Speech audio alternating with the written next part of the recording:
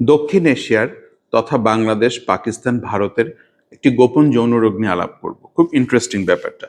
ঠিক এই অঞ্চলটাই একটা সিনড্রোম বা একটা এক ধরনের মানসিক যৌন রোগ বা সাইকোসেক্সুয়াল ডিসঅর্ডার হয়, যেটাকে বলা হয় ড্যাট সিনড্রোম, DHAT। একটু সংক্ষেপে বুঝে নি জিনিসটা কি। অনেক সময় দেখা যায় অনেকে মনে করে যে তার প্রিম্যাচুর ইজাকুলেশন হচ্ছে, কিন্তু আসলে না, অথবা তার ইরেকটাইল ডিসফাংশন আছে, আসলে না, এবং অনেকে মনে করে যে তার পেশাবে বা প্রস্রাবের সাথে বোধহয় বীর্য বা সিমেন্ট পাস হচ্ছে।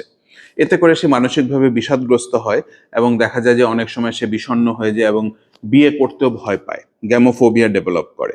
এই সিনড্রোমটাকে বলা হয় ড্যাট সিনড্রোম। এই সিনড্রোমটা কিন্তু ইন্টারেস্টিংলি মেয়েদেরও হয়। অনেকেই মনে করে যে যে প্রাপ্তবয়স্ক একজন মেয়ের যে ভ্যাজাইনাল ডিসচার্জ হয় এটা বোধহয় অ্যাবনর্মাল, এটা বোধহয় ঠিক না, কিন্তু এটা যে একদমই একটা স্বাভাবিক প্রক্রিয়া বা ফিজিওলজিক্যাল একটা ইনসিডেন্স, এটা সে বুঝতে চায় না।